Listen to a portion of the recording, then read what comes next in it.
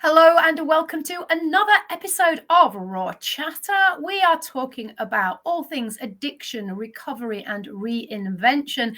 I am Vicky Midwood, your health coach and addiction eliminator, and I am absolutely delighted to have this conversation with Jenny. Jenny Green is somebody who I actually met through networking, and she is a specialist in low-cost paid ads. But today she's going to be talking about just how she manages to juggle working, being a mom, being a daughter around grief and how that changes the dynamic pretty much of everything. So Jenny, thank you for joining me, and over to you. So I suppose everything changed for me 3 years ago when I lost my mom, and it was a very quick decline. She was diagnosed with ovarian cancer on the 11th of May and died on the 11th of July. So it was very quick. That is quick. Yeah, and we were told she'd have we were told her treatment had an 85 chance success rate. So to go from that to losing her was a huge shock. Yeah. And I think I'm the eldest daughter. We're a very small family. There's me, my sister, my dad, and then my gran. Right. Apart from my husband and children, obviously, but the family that I grew up with. So my gran lost her only daughter, and my mum was an only child. So it's a very small family. I'm the eldest, and it's losing mum. I think the biggest thing for me was I knew that I would miss her so much, and this time of year, December, it's a lot. It is. It's harder. Everything feels 10 times bigger because you look back at Christmases and the nostalgia kicks in. But I always knew I was going to miss my mum terribly. But I think one of the biggest things I've struggled with is the fact that when you lose your mum, the dynamics of the family change, and you don't always want to do what everybody expects of you. And I found that really difficult to manage. And I think this is such an important topic, Jenny, and I'm so pleased that you are in a position where you feel able to talk about this, because I'm sure so many people can resonate. When you are an older child in a small family, there's already a sense of responsibility and kind of expectation that almost is unspoken, isn't there? But then when something like this happens, and especially when you've got your gran is still alive, but mum's gone, and the dynamics with gran, I'm sure, are great, but it's just not the same as your mum. And then you've got to then, to some degree, also think about your own children. And so, what did you find that was coming up for you that was a challenge to kind of get your head around? Well, following losing my mum, I mean, my dad went to bits. He's still 3 years on. He's still not the same. He still struggles a lot. So when we lost my mum, I mean, admittedly at first I kind of went into I deal with things by doing. I don't mope around. I get on with it. And for me, I kind of cope by thinking, right, what can I do that would be as helpful as possible? Right. So I sort of went into like death admin mode, and my dad just couldn't deal with it. So whenever anything came in, he just automatically just gave it to me. Yeah. And my sister is very much like my dad. There's 8 years between us. Right. They coped by sort of moping around and, just not really knowing what to do. When I'd got my 3 kids, it was the end of term as well. So there was all the end of term picnics and teacher stuff and sports days. And I remember it just being really surreal. I went to register my mum's death, and I went on my own because my dad and my sister didn't feel up to it. So I went and did that. And then I went to order a coffin afterwards, and then went to sports day. It was just a real odd mixture. And I was kind of grateful for the extra school commitments, because it kind of gave me a bit of reality and brought me back from doing something really horrible into something that was nice. Excellent. Yeah. So that was really good for me, I think. But I remember sort of my dad and my sister ringing me going, "Oh, we're just having a walk. Do you want to come?" And I was like, "I can't, because I've got to go and get the kids. And I've just been to sort out, mum's funeral." So there was a lot of juggling probably, you know, it was good that I was busy, but I think equally I just went on to autopilot and everybody was just taking it for granted that I would sort everything. Right. And I'm guessing that in terms of the family dynamic, that was kind of who you were to some degree anyway. And you just assumed that role, but even more so. Yeah. And yeah, I mean, I think, you know, and I love my sister to pieces, but she is a bit useless. And I mean, I love her so much, but, you know, she had one job when it was mum's funeral and she finished that off about 3 minutes before the hearse came. So, you know, she's a bit of a lastminute.com, but we're very different. And I'm like my mom in that I get stuff done. Right. And I think there was a sense of I wanted to do my mum proud by giving her a good funeral, you know, and without blowing my own trumpet, I knew that I would be the best person to do which makes sense. And you said a little bit earlier that you knew that you would miss her a lot. So from that, I'm gleaning that you had quite a close relationship, the two of you. Yeah, we weren't sort of in each other's pockets. We didn't have the kind of relationship where she'd just pop round unannounced and we'd have a cup of coffee. She very much lived her life. I very much lived my life. But we are a close family. We're a small family and we still did a lot together. Yeah. Right. And it makes sense because you said there's quite a big gap between you and your sister. So it was just kind of you and your mum and dad for quite a number of years. Yeah. So you built that strong connection, that strong bond when you're little. And I think you always have that. Yes. Yeah. And I think there is that sense of, my mum used to say to me, and my gran says it now, she says, I never worry about you. Right. To worry about Meg, my sister. And not because, you know, she can't do anything, but I think because she's the baby of the family and I've just always sort of cracked on and, you know, sorted myself out. But then the dynamic shifts and you realise that you're in doing mode and it's all a bit surreal. And then what else starts to feel like, oh gosh, it's all weird and changing. Yeah. So at first, I really wanted to just make things as easy as possible for my dad. My dad just said didn't cope, still isn't really. I don't really feel like he's any further on from. I don't feel like he's adapting any more than he was. That's hard to see. Yeah. So I sort of really went into let's be overly helpful mode. You know, the first Christmas without my mum, because my mum was massive on Christmas. You know, she loved it. In fact, when she realised she wasn't going to get better, one of the first things she said to me was, I've got a notebook with everybody's Christmas presents in that I've already bought. Can you make sure everybody gets them because I won't be around? Wow. So, yeah, so she loved Christmas. And my dad just, the first year, I was like, look, you know, I'll sort everybody's presents out. You know, I'll do it all for you. It's fine. And then that's continued where the expectation of, oh, Jen will just do it.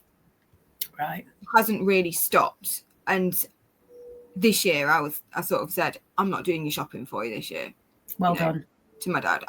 Last year I did it. And I think I shouldn't really say this, but on Christmas Eve, my dad was ringing everybody up going, I've not got any paper. If I drop the presents off, can you wrap them on Christmas Eve? Wow. And I thought, yeah, there's been helpful and there's been taken advantage of. And also there's sometimes we know that we are doing things for our loved ones and we're coming from the right place. But then when we step back and we recognize that actually I'm not doing them any favors by continuing to do this, it's teaching them to stay helpless. It's that cruel to be kind thing almost, I think. It is. And it's recognizing that the more we do, the more they're going to let us do. Yeah. Nobody can move forward. Yeah. And to be honest, so this year you're like, no.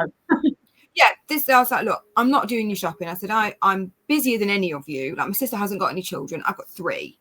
It's a busy time of year. And I said, if you really, really can't do any of the shopping, you know, I'll give my opinion if you want to ask me for ideas. But I said, if you really cannot do it, just give the kids some money. And, you know, we're hoping to go to Disneyland next year and I'll put it towards that. So they've got an experience out of it. I don't think he'll actually take the initiative and think for himself. I think he will just give them money. But, you know, that's at least now You've you've set the boundary and said, no, yes, I'm helping you by giving you some suggestions, but I'm not going to do it for you. I'm not anymore. doing it. Say I've got 3 kids. The elves are back, which is a full-time job in itself. Literally, like my daughter this morning, she went off to school. She goes to secondary school. My dad actually gave her a lift this morning because my husband's away. And she left a note on the elf that said, "Hi Edna," that's the elf. "Please, can you get me a treat for after school and our fizzy drink?"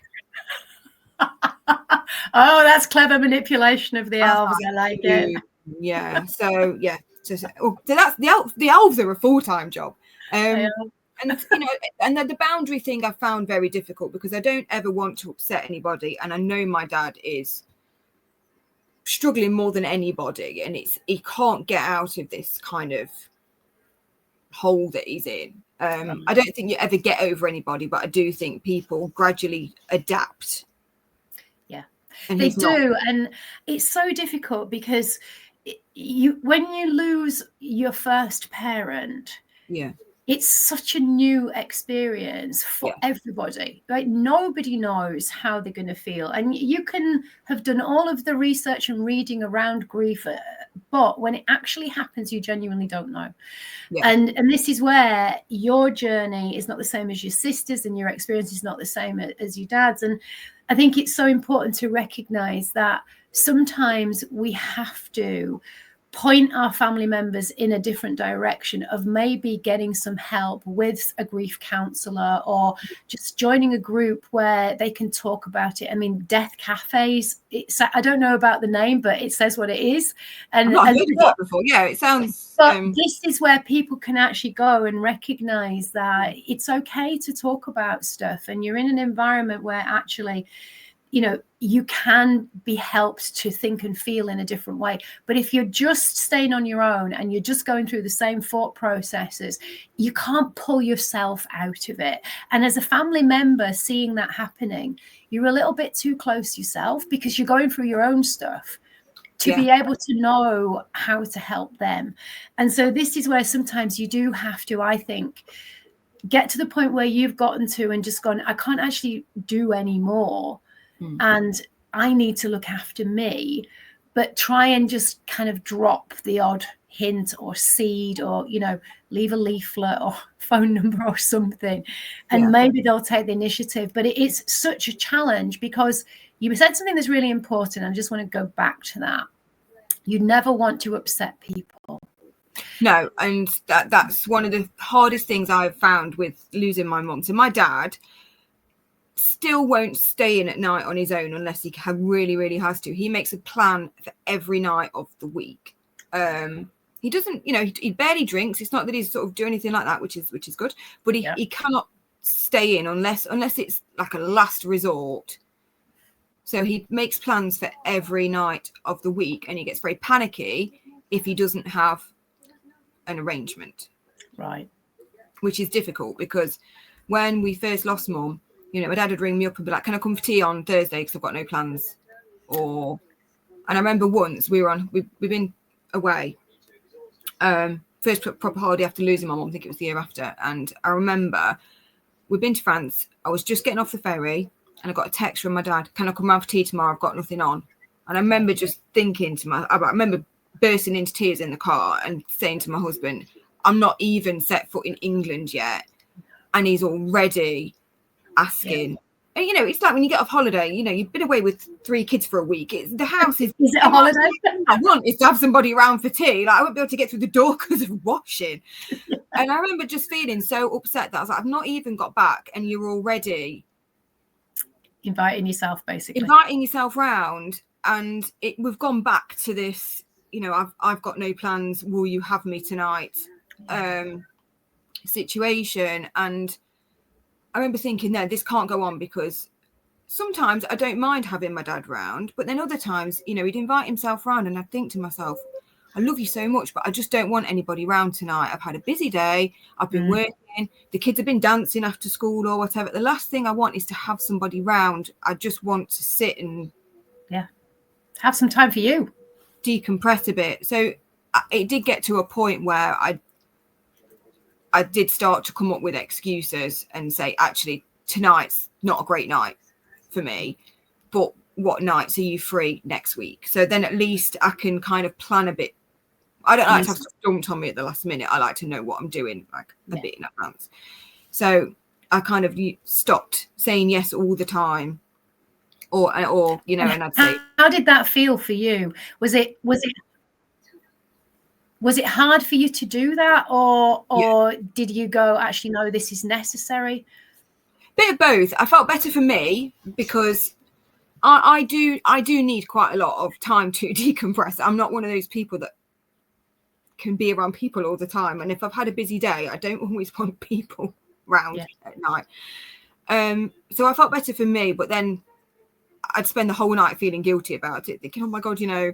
Right. And the next day I'd dread ringing him, because if I said, oh, what did you do last night, and he, you know, might go, nothing, it was an awful night, and then I'd think, oh god, you know, I feel so bad now. But then actually, when you were going through that kind of that guilt process, were you able to talk to your husband about this stuff, or have you really carried all this on your own shoulders? No, my husband's very good to talk to, because if I'm being unreasonable, he'll say to me, Jen, I think this is a bit you know, he's quite sort of rational. If I'm being out of line, he'll say, actually, you know, you're probably being a bit unfair there. He's quite honest with me. Cool. But he's sort of got to the point where he was like, look, I'm there for you, Dad, but actually we could do with an evening where we don't have anybody around. You know, the kids are tired, we've been working, and because things with my dad, bless him, he'll stay till the bitter end. You know, there's been times where it's been quarter to 11, and I'm like, Dad, I want to go to bed now. You know, in fact, once I left my door key on the table, and I was like, look, I'm going to bed. Just take yourself out. I'm tired now. Wow. So yeah, I mean, and you know, I think we did cope with things in different ways. I used to, when my mum was first diagnosed, I decided to do this 100k in May run to try and channel the worry and everything into something that would be healthy. You know, it was May time, it was a nice time to run. And then I really pushed myself. I went from 100k a month to 100 miles a month. Wow. And just ran loads, and I was like Forrest Gump. I just kept running and running and running and running.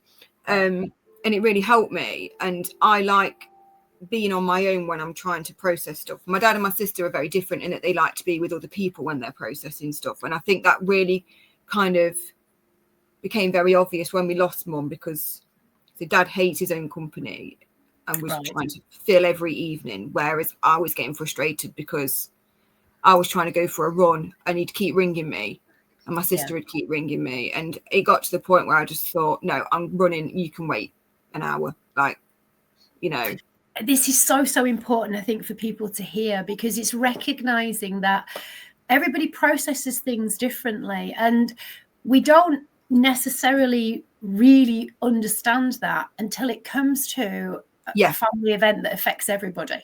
Absolutely. Just how different we all are. And it's about saying, actually, I need to do this for me. Yeah. You've got to have the confidence in yourself. And that's a real challenge, when in the back of your mind is, I mustn't upset them, when it's already an upsetting time. So it's almost like you're being pulled in so many different directions. And what is the right thing to do? And the answer is, you don't always know, do you? No. And I think, you know, there's been a few times, I mean, particularly that first Christmas, I just completely burnt out. I was really unwell between Christmas and New Year. I got the flu, you know, but I think it probably hit me quite hard because I was already quite run down from doing Christmas for lots of different people and trying to make it easier for my dad. But then, you know, I mean, I don't want my dad to come across as being hot. He's the most lovely person, and I know he'd do anything for anybody, but he's not always great at saying thank you. You know, sort of, I remember thinking to myself last year, you didn't even thank me for doing all of this, which is another reason why this year I thought, well, actually, do you know what? You're not always very proactive, but you are an adult and you're not stupid. Yeah. And you can. I think it's just easier to ask other people. It is. And unfortunately, the more other people say yes, then the more we're going to keep on doing it. And we're only likely to stop doing it when we hear a no. And yes, the automatic, our little 5-year-old will come out and we'll throw our toys out the pram and we'll stomp our feet and go, it's not fair. But then in the cold light of day, you kind of go, actually, yeah, you know what, I do need to do this for myself. And it is really difficult with my dad. I mean, even now, I mean, I don't run so much anymore because winter and all the rest of it, but I do go to the gym loads. And again, that's something that I really prioritize. And I think that helps because, you know, this stuff still goes on. It's Christmas now, you know, we did a light trail the other week and a couple of songs came on that reminded me of my mom. And, you know, I got a bit upset. It's a very emotional time of year. So things like the gym help me, and I kind of make that non-negotiable. And I think that can sometimes take a bit of confidence. But this is where I think you have set a very good example for how to actually fit in looking after your mental and physical health, because for you, as you've said, your running wasn't just for physical stuff. No, it was for your mental ability to be able to handle the stress load and to have some space and some time for you. Yeah. And I think the gym as well, your focus is, because you do quite a lot of weights and stuff, don't you? In the gym. And it's showing that actually prioritizing your health means that you can be a doer. You can have 3 kids and work successfully at your job and also do all of the other things that running a home and running a business and being in a family dynamic with your sister, with your dad entails. Because without the gym, I genuinely don't think you'd be able to cope in the way that you are doing with everything that's on your plate. Yeah, I agree. It is an outlet, but it's also, I think it's good for confidence building as well, because I'm quite competitive. So if I see somebody lifted something really heavy, I'm like, maybe I can do that. And I work towards it. And I think it's good because it does make you feel more sort of confident when it comes to tackling things. And it's just that hour where nobody's speaking to you about school stuff or work stuff, and I don't really worry about anything that's going on apart from how heavy this particular weight is. And I think that's, from a mental clarity point of view, it's really good to have that hour where you're sort of detached from whatever's been bothering you. It's absolutely true. And I think you described that so clearly, because the only thing that you're focusing on in that moment is that weight. Yeah. And for so many people, stress comes from projecting into the future. Yes. Stuff that we don't even know is going to happen yet, probably never will, but we worry about it anyway. Or the stuff that's happened in the past that's already done and we can't change. But when you're in that environment, that's your opportunity to be 100% in the moment. Yes. And this is where people underestimate the power of training and physical strength as well, because we now know there is, without a doubt, a massive correlation between muscle strength and resilience in terms of just how much we can handle. And so it's absolutely true. You are doing yourself a massive favor by making it a non-negotiable. Because your work also demands that you are really on the ball with it as well, because there's so much going on in the work that you do, isn't there, that is changing consistently. Oh, it is. It's very. Tell us a little bit about that, and was that again something else that has allowed you to kind of stay grounded with all of the kind of the chaos of worrying about your dad and your sister and all of that going on? Yeah, I think with work. So my changing the subject slightly. So my daughter had open heart surgery in August. Oh wow! And I had a week off because she was I stayed at Leicester with her, and I came back to work the following week, and it was just really nice to just do something that was normal. It was that going back into looking at ads, writing content, doing social media posts, looking at the figures of ads, coming up with ideas. And it was nice to kind of apply my brain to something else and get that sort of feeling of normality back. Yeah. And I think the same, did apply when I lost my mom. I did. Yes, I took a week off, I think it was, but I was quite eager to get back into it. I was, working at home at the time, so I think that was probably quite nice. I don't know how I would have felt about an office full of people, but the fact I could just open my laptop and do bits when I wanted and felt up to it was quite nice, because you're grateful to think about something other than And I think that's so important, because taking time off, I think it has its pluses and its minuses. And I think for a lot of us who are very much practical orientated and solution focused, we need to have that sense of, well, this is the same, and at least this is a bit of an anchor. And I think that is so important. So your daughter's heart surgery, I mean, the way you kind of said, oh, by the way, just had open heart surgery, something that happens every day, But that must have brought up all kinds of feelings and emotions, knowing that, she's going under anesthetic. And I mean, what was happening for you when you knew that was coming up, the date was coming up for that? It's a third open heart surgery, so there is a sense of, wow, we know the drill a bit more. The first one she had when she was 5 months old, that was awful, because it was all she's our firstborn, all completely, you don't know what you're doing anyway. Right. And it was a more complicated surgery, and obviously she was only a baby, so her heart's a lot smaller, so they had to leave her chest open for a few days afterwards while her heart kind of the swelling went. So there was a sense of, okay, we've done this before, we know what to expect. Right. But equally, the fact that she's 12 now was quite difficult, because she's a lot more aware of it. Of course. When she's little, she didn't know. And when she was 4, she didn't really, know either. But now, as a 12-year-old, her understanding was a lot deeper. So that was very difficult. Yeah. And, hospitals in general, it brings back a lot when my mum was, it's a different hospital, which was probably a good thing. But there is still that sense of, you see things. I remember, the bathrooms are all the same in hospitals. When you've got a private room, that this layout. And I remember a few times thinking to myself, gosh, I remember this from when one was poorly. And, it does sort of bring things back a little bit, I think. Different situation, obviously, but it's, I think the most important stuff that you've shared here is that you're going to get triggered with certain songs and certain environments, like the hospital bathroom. But what are your thoughts around it now, and how you want to deal with the difference in the dynamic moving forward?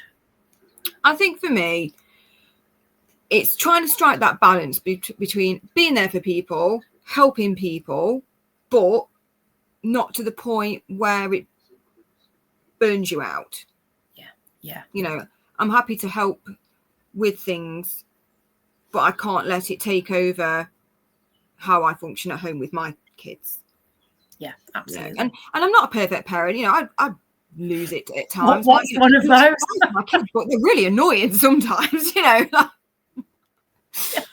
are. They're kids. We went to France with them in October, and my husband turned to me and said, "I don't think they've ever been more annoying on a holiday."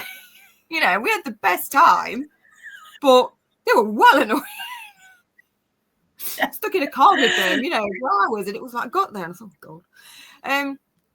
But they are my priority, and I, two of mine they've got autism. Obviously, Phoebe's got a heart condition, and there's a lot there as well. So as much as I am happy to help everybody, my children are my priority, and I can't help out people to the point where I'm too burnt out to function for my children. Do you feel now, having gone through the last 3 years, that you feel in a position to be able to be clearer with what does work for you and what doesn't, with what you'll tolerate and what you won't, and with what boundaries you're absolutely going to stick to, and perhaps what you need to maybe put in place? Yeah, I think I made a good start this year by sort of saying to my dad really early on, I'm not doing your shopping this year. I'm not doing it.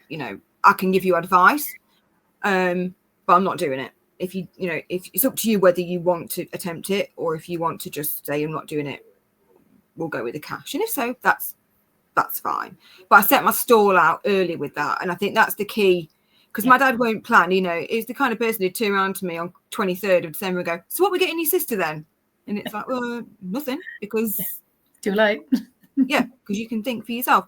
So I think with my dad, it is a case of saying early on with things, look, I'm not doing this and I'm not doing that. So, you know, if you don't want to do this, this is what you need to do. And then whether he does it or not is up to him. But I think it is a case of trying to just set your stall out early so that you don't disappoint people.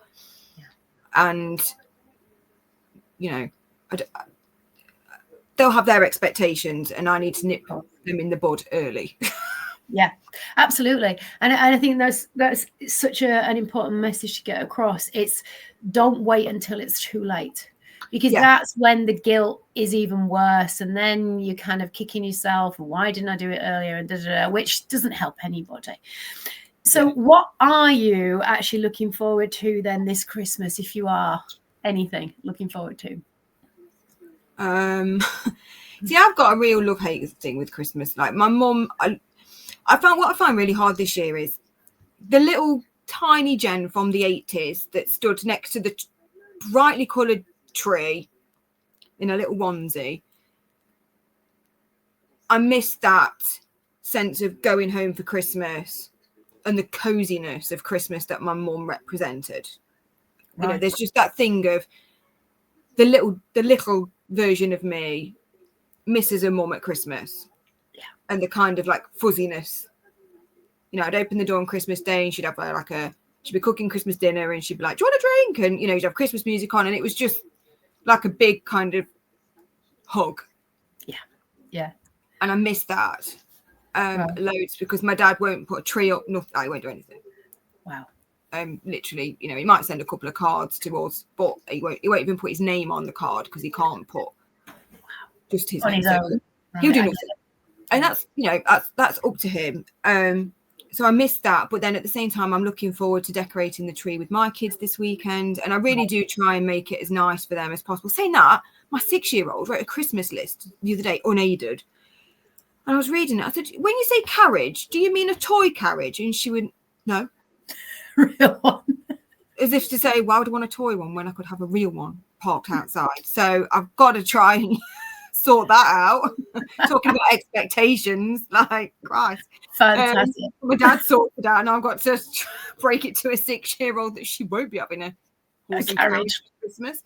So I'm looking forward to that, the magic side, and, you know, just. And how will work fit in around the whole of the Christmas stuff? Because the kids will be off school. I'm guessing you will still be working on it. Can you actually take some proper time out? Well, first of all, I need to ask my boss if I'm allowed to take various time off for kids' school plays, rock concerts, Christmas fairs. All the usual stuff when you've got kids. Yeah, there's loads in there.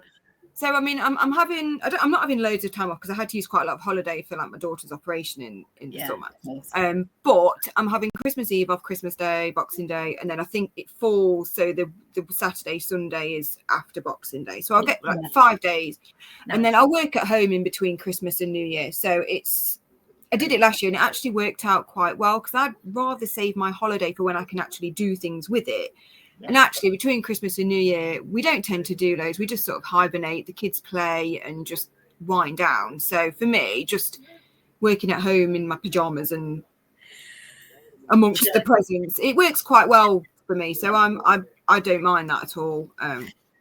Sounds cool.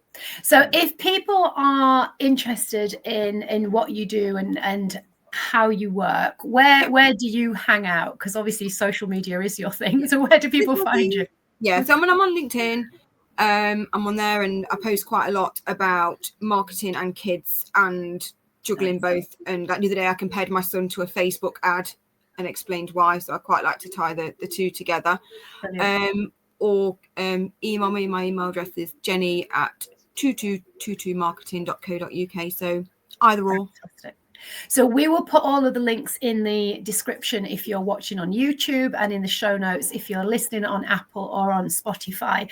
And I'm going to ask you the question that I always ask my guests at the end of each episode. And the question is this: what is the one thing that you would like to leave our listeners with? I suppose I would say is with grief, you really do have to put yourself first. I didn't for a long time, and not only did it sort of make me burn out, but it also made me quite resentful. And I think, you know, at that time relationships were already quite delicate, and it's a cliche, it is a real cliche, but you really do have to look after yourself, because we're all different and we all deal with things differently. And I sort of for a long time thought that I didn't deserve to put how I feel first, and thought, well, my dad is obviously dealing with this worse than me, so therefore I have to put myself on a back seat. And there's only so long you can really do that for before it all catches up with you. Yeah, absolutely. That is an incredible message, folks. So listen to what Jenny had to say, because if you cannot look after yourself, you will end up feeling resentful and potentially burnt out, which serves absolutely nobody. Jenny, it's been a delight. So delightful to have you on the podcast. And I am going to wish you a Merry Christmas. What I was also going to say to people listening and watching, if you haven't yet subscribed, please do give us a thumbs up, give us a like. If you think that this episode may be useful to somebody that you know, please do send them the links, because the more people we can get listening, the more topics we can cover that actually help you to feel and function better. And I'm going to leave you with this, as I always do. We only have one life, as far as we know, and one body. So please look after it, because it is looking after you. Thank you, Jenny, for joining me. Thank you so much. Thank you. Take care of yourselves. Bye for now, folks. Bye.